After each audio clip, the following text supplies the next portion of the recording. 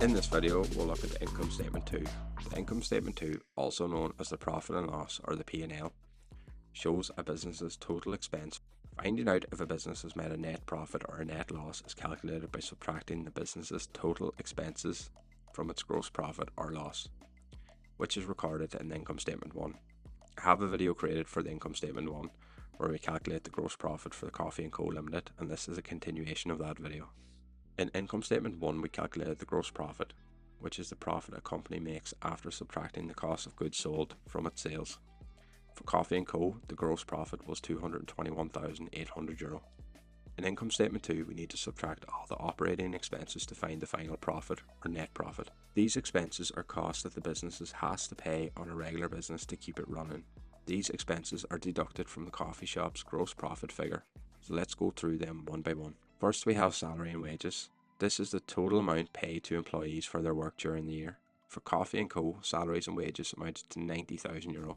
This would be like paying baristas, cashiers, waiters, managers, chefs and other staff who help run the coffee shop. Next is light and heat, which refers to the electricity and heating bills that the businesses has to pay to keep the shop open and comfortable for customers. For Coffee Co, this cost was €12,000. Running the coffee shops means you need to keep the lights on, the ovens hot and the space warm, and that's what light and heat covers. Advertising then is the cost of promoting the coffee shop. It could be social media ads, posters or local campaigns to bring more customers into the shop. Coffee Co spent €5,000 on advertising. Next we have telephone and internet, which includes phone and internet bills for businesses' communications.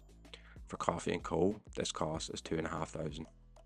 This could be the cost of having a phone line to take orders or Wi-Fi for customers in the coffee shop to use while they have a chat or do some work.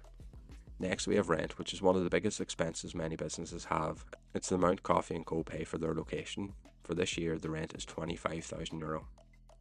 So rent costs usually go up depending on the location. For example, if you're in a prime location where there tends to be a lot of footfall or in a busy shopping centre, then you'd be expected to pay more rent. Lastly, we have carriage outwards. Which refers to the delivery cost of sending products out to customers, like delivering coffee beans or supplies to other locations. For Coffee Co, this cost is €3,500. Sometimes a coffee shop might sell beans or merchandise online, and this is the cost of shipping those items out to customers. Next we have total expenses, which is all the coffee shop's expenses added up. All you're doing here is adding up salaries, light and heat, advertising, internet, rent and carriage outwards to give you a total expense figure of €138,000, which means Coffee Co spent this amount on their operating expenses for the year. Finally, we calculate the net profit, which is the amount left over after all expenses have been deducted from the gross profit. To calculate this, we subtract the total expenses from the gross profit.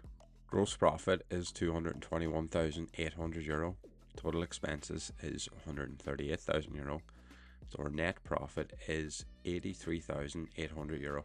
So after Coffee Co made a gross profit of €21,800, which again we calculated in our income statement 1, they had to pay for everything from wages to rent to electricity out of that, which left them with a profit of €83,800 for the year. This is the money that the company has that can be reinvested into the business or distributed to the owners. In summary, income statement 2 shows us how a company's net profit is calculated by subtracting all the necessary expenses from its gross profit. Understanding these numbers is a key for any business to figure out what's going well and how it's doing financially. There are many more videos on my channel explaining all aspects of junior cycle business, so check them out and hopefully they can help you.